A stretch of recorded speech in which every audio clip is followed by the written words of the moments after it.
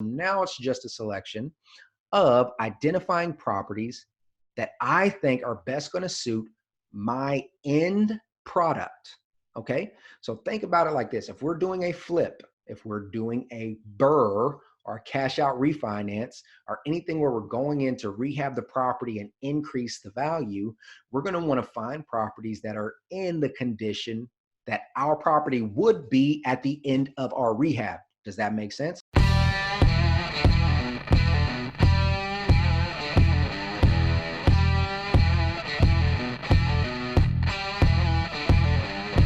What's going on, guys? Mike Glaspie here, and we're about to cover exactly how to use Zillow for comps the right way. Many times we use Zillow to try to derive value. As a real estate professional, I'm going to tell you that's the biggest mistake you can make.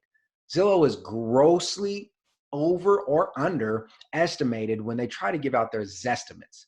When what they're really doing is just taking all this data and they're not truly adding in some of those market norms that truly depict the real value. So what we're going to do is we're going to show you how we can use the only information that actually counts on Zillow, which is the historical data, right? We're looking for the dates that property sold, prices property sold for, tax records, things of that nature, because that information has already happened and Zillow simply recorded it. So we know those to be facts. You can't use the properties that are next to it that are actively on the market. If there's a for sale sign or Zillow shows it as for sale, that means nothing for the value of the property that you're looking at. So without further ado, let's dig right into it. So we all know that you have to start with the property that you're looking for. And for those who are not familiar with the Zillow layout, right up here in the search bar, you can simply just type in the address that you're looking for, okay? Whatever that address is, if it is or is not available on the market, typically Zillow will pull up some sort of information showing a past history of it or maybe a tax record. But ultimately, the only information that you really need to pull out is some of the traits of the property itself. So I chose this property here just so we can walk through some of the numbers. So without looking at the price point or the address, let's just look at what is the house made of, right? It's a 3-bedroom, 2-bath, 1,500 square feet. So for all intents and purposes, I want you guys to walk through this with me. 3-bed, 2-bath, 1,500 square feet. It's important to understand what all of these things are because this is the information we're going to use to actually bring up the value. So as you scroll up, there's more information here. There we go. There's more information here about the property type. Okay, so it's a single family. That's important. It's not a condo. It's not a townhome. Year built. Be sure to write down that number. And as we go into the year built criteria, when we go through the search criteria, I'm going to tell you exactly why things are so important. Okay. Beyond that, nothing else is truly important on here. Okay. That's all you need. Bed, bath, square footage, year built, and the type of home. That's it. We're going to keep this simple. All right. So now that we have all the dimensions of our property, we have to find comps. Again, as I mentioned before, when you're looking, when you're trying to use Zillow to find comps, you can't use an active listing for a comp. It just doesn't work. We have to use what has actually been sold. Think about it like this. If somebody bought a house for $150,000, you know that the market supports that. They say that this house is worth $150,000 because it was shown, it was done, it was completed. But if a house is on the market for $175,000 and it's sitting there, nobody has bought it, then that can't be used as a comp because nothing shows a factual statement that that is what somebody's willing to pay. So let's get up here to the criteria. So we obviously know we can't use for sale. First off, little segue. This part is super frustrating because a lot of people will come in and they'll think that they can go for sale and not clear out this filter. The problem is if you look over here to the right, you have coming soon, auctions, foreclosures. Then down here you have foreclosed and pre-foreclosure. Just understand that if you have these items selected, any of the foreclosures, the auction, or the coming soon, and it pops up on your screen, it does not mean that the property is available. It is just something was reported to Zillow saying that payments were missed, the property's going into foreclosure, an auction is coming soon. It does not mean the property is available. So for those looking for properties, I highly recommend you always deselect any of the coming soon auctions or foreclosures. Just a tidbit. But anyway, back to the comps. So we know that we are not looking for properties that are for sale. We are looking for properties that have sold. So that's the first thing. We have to move it over to the sold category. All right. Go ahead and select done, and then we go to the price range. Now, ultimately, we cannot determine what the property sold for.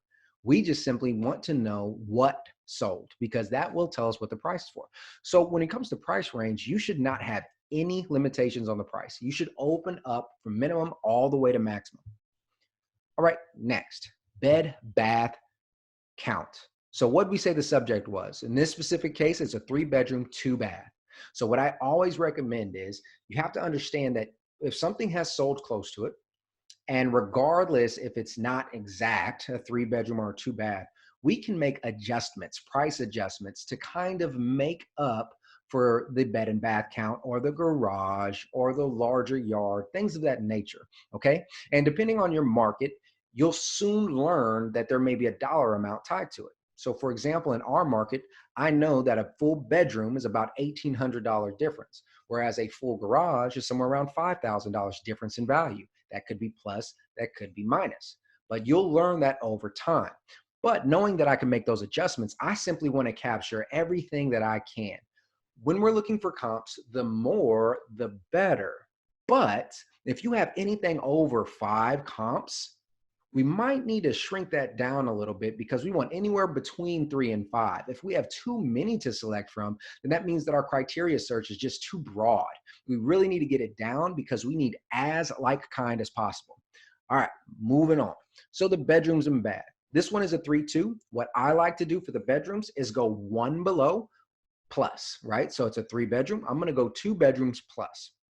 Now for the baths are a little bit different the way that they're listed here. So I like to go 1.5 plus, or the same concept, right? 1 below and plus. And so this was a 3-bed, 2-bath. And so therefore I'm going to select a 2 plus and a 1.5 plus. All right, now we're going to move to the property type. You can already see I have deselected houses, or I have only selected houses and I deselected the others. Remember, we looked at the property type. A lot of times you'll see something like this, okay? Houses, condos, multifamily apartments, townhomes.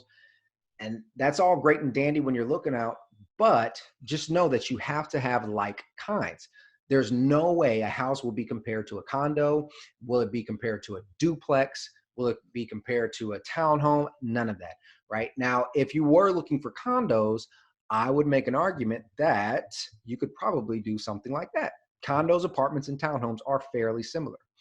But as you learn the niche more and more, you'll be able to determine what categories will fit the criteria of like kind for a comp, okay? So here we're only looking for single family homes. Done, moving on. Now we're gonna go into the advanced searches. And this is the part that really sticks out. And I've already put some of these in here, but we're gonna go ahead and cover them. So HOA, we're not worried about that. Parking spots, we're not worried about that. First off, an HOA is never indicative of the price of a property.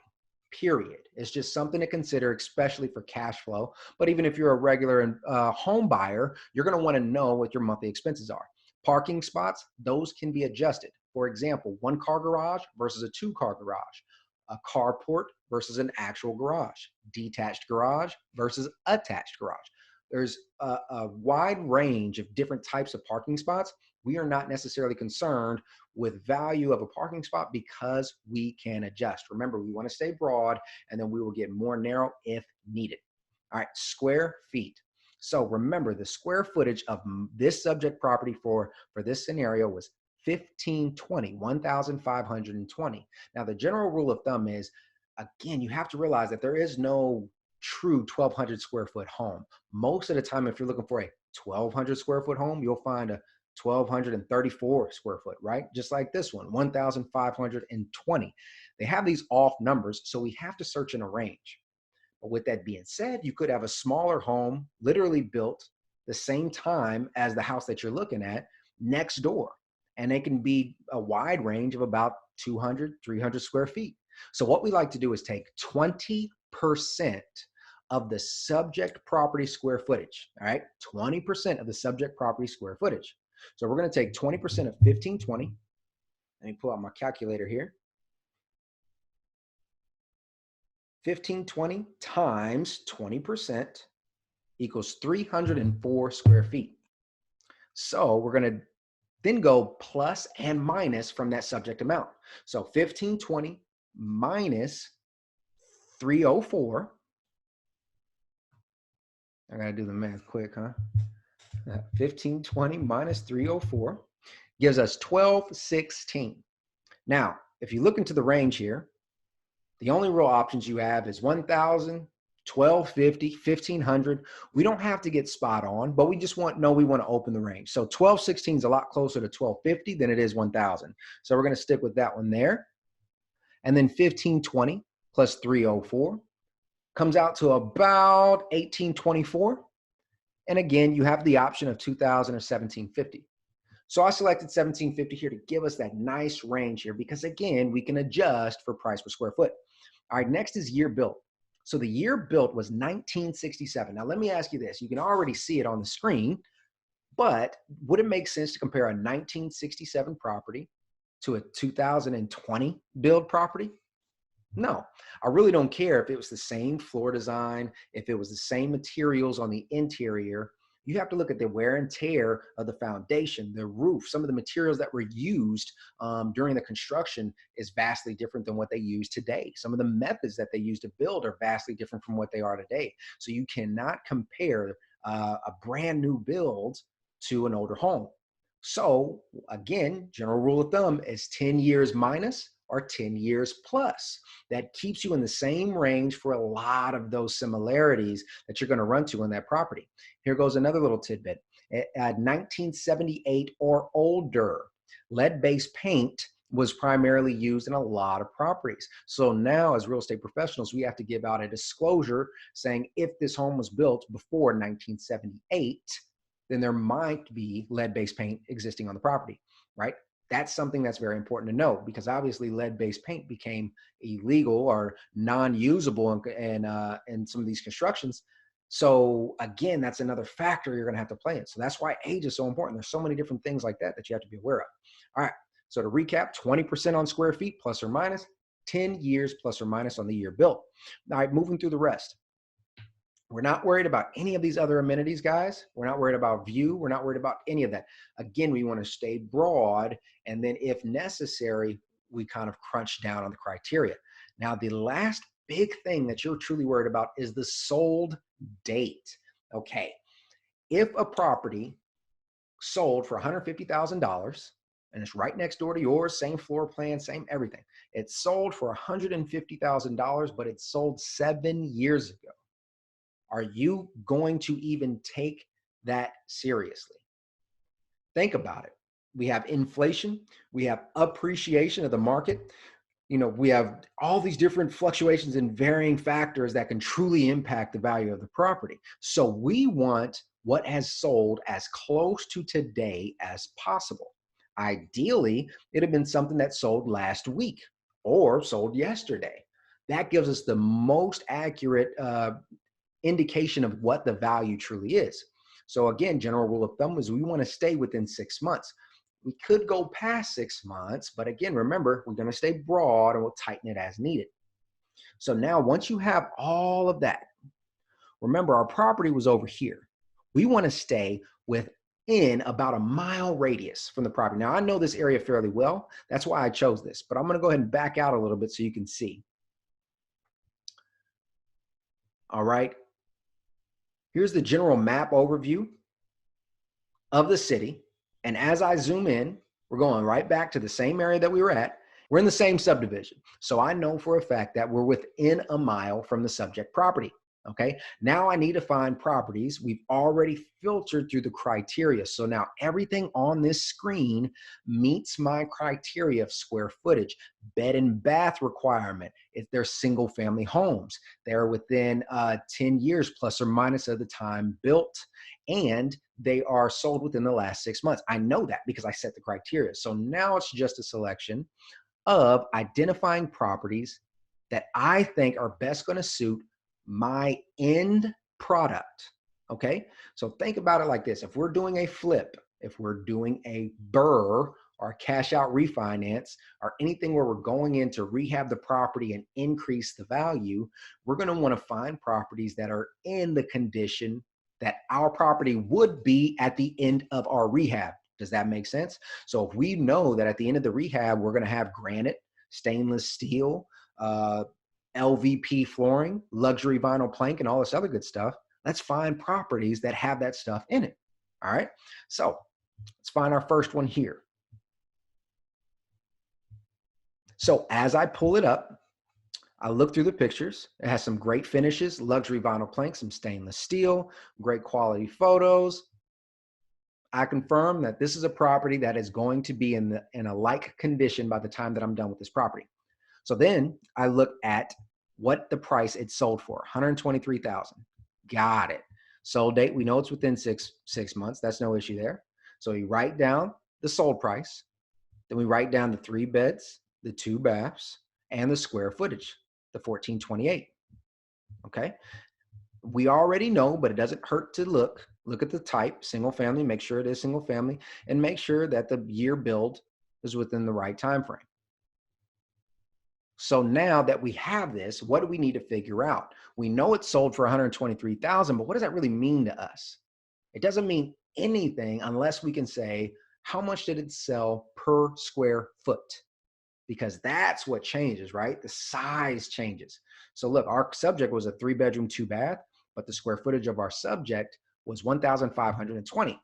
This one's 1,428. So that's one of the biggest variables. Let's see how much it's sold per square foot. Okay, so all we have to do is take 123,000 divided by 1428, right? The sold price divided by the amount of square feet, and it comes out to $86.13. And just so everybody knows, if you punch it in the calculator, you're going to get a long series of numbers after that decimal. I never round up because I'd rather be more conservative on my numbers. So I never round up. Just my little tip for you guys. Okay. So I feel good with this one. It's in the right condition. It's got a few other things. And again, we're not going to super dig into this one as far as garage and pool and all these other conditions because the general concept is here. And I don't really know the adjustments to make for your specific market. But moving on. All right. Next one we're going to look at. Audrey. All right. So let's look at the photos. Let's see what kind of condition it's in. Yep. Luxury vinyl plank. Looks good. Stainless steel. Great. All right. I confirm this is the condition that my property will be in when I'm done. All right. No worries. Again, let's look at the sold price. We know it's 117,000. It's a 3-bed, 2-bath. Again, square foot has changed, 1,378. And just to go down and double check, single family, 1976. So it's within the 10-year range. Got it. We know that because we set our criteria. But again, just work through those, through the rehearsals, and it'll become natural. So some of the varying factors here, this one actually has a garage. Okay, see it? No worries. We're not worried about it right now. Let's figure out what the price per square foot, the sold price per square foot is. So we take 117,000, we divide it by 1,378, and we come up with $84.90. All right, we got it. So we can actually see that this one is priced $2 less than the other one. Doesn't matter, not yet anyway. We're going to find one more.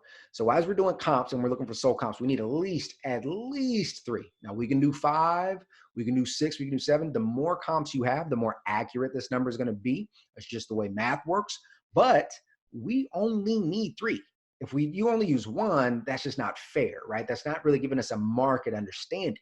We need as many as we can, but a minimum of 3. All right, so we're going to find one more. We're going to come down here. We're going to mix it up a little bit. Okay, so we see, if you look at the street view of this one, it actually has, you know, some red brick, red shutters. It has this little garage port thing, which is all fine and dandy. But let's look back at the photos. Well, The red shutters are gone. The red brick is gone. You can tell this property has been renovated. This is really good because if I plan on flipping or rehabbing this property, then we're going to want to see something that's like a flip. And this is exactly that. There we go again. LVP, fresh paint, stainless steel. Great. We know that this is a property that's going to fit our criteria. This one also doesn't have a garage, so we don't have to worry about adjustments. It fits the subject perfectly. So we look at the sold price again. All right, 115, 115,000. It's a 4-bed, 2-bath, 1301. All right, this is where that bed adjustment will come into play. Now we're not going to do that for this walkthrough, but understand that you may want to adjust it one way or another. All right, single family built within the 10-year range, so we're good. So what we're going to do is we're going to take that 115 and then we're going to divide it by our 1301.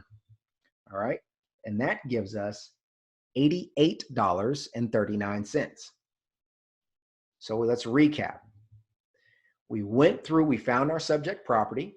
We then identified all the criteria that we're going to set up here for our comps.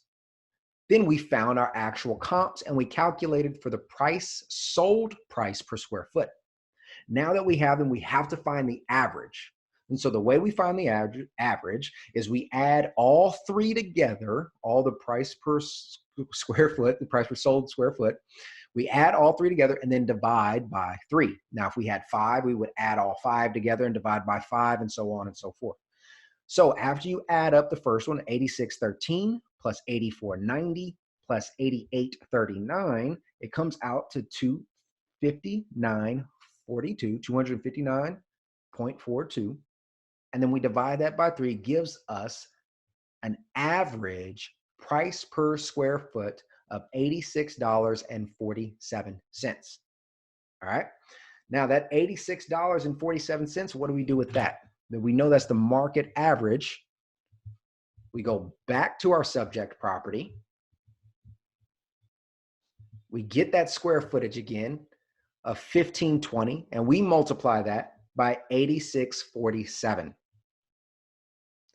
Then you come up with a price point of equals $131,434.40. And then you look at the list price and you know that you're in the ballpark. And that's it. Now, before we do a full recap, I want to pull something out here. We just took historical data. It shows exactly what sold in the market within the past 6 months. Very, very similar layouts, all single family homes. They were all one story. Some had garages, some didn't. Price per square foot all fluctuated between $84 and $88. So we know for a fact this is what it's going to sell for. But look at the Zestimate, $113,000. That is grossly underestimated. Now, I know this market, this is my market, and this is the reason I picked this property here specifically is because I know that it's priced right. There are some of those other factors that you have to look into as far as garages, pools, extra bedrooms, and things like that that you'll have to adjust for. But an overall summary of how to use Zillow for comps is you find your subject, find all of the identifying factors, the bed, the bath, the square footage, etc., the year it was built. Then you go to the sold only and then input those criteria with those ranges. And so those ranges are going to be of like kind on the housing type, -1 of the bed and bath plus, right? So if it's a 3-bed, you're going to go to 2 plus, right? You're going to increase the sales price. You're going to get the whole range, the whole gambit. And then you're going to make sure that you're within 20% plus or minus on square footage, 10 years plus or minus on the year built, and within 6 months of a sold date. And you want to try to stay within the same subdivision as much as possible and try not to exceed a mile radius. All right, guys, that was straight to the point, down and dirty, but I hope now you have a much better understanding of how to use Zillow for comps. We'll catch you next time.